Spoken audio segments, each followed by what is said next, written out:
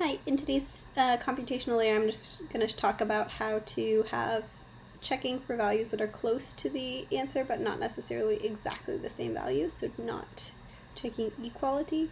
For example, solving for trig things, when we're finding that approximate answer, would love for students to be able to get it exactly, but sometimes they round early and things like that, so we want to still be able to mark them correct on their answers. So I'm going to open up the table.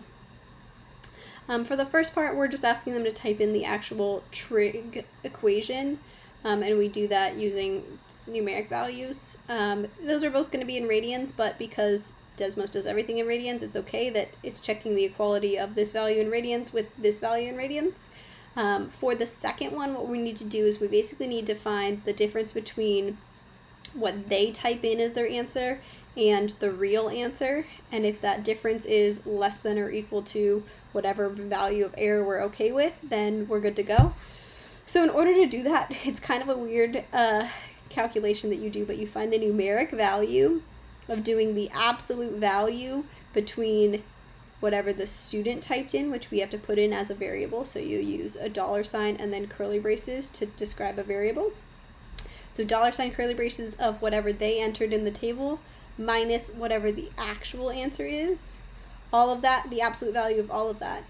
And if that value turns out to be less than or equal to 0.01, which is our degree of error that we're okay with, then it'll mark that answer correct.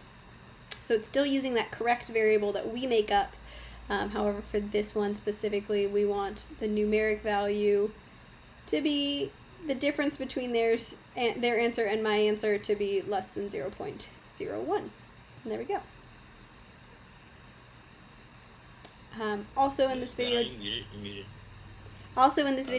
I have one other thing. I've got a suffix added on here so that way in my cells I can put a word in here. So let me show you what that looks like.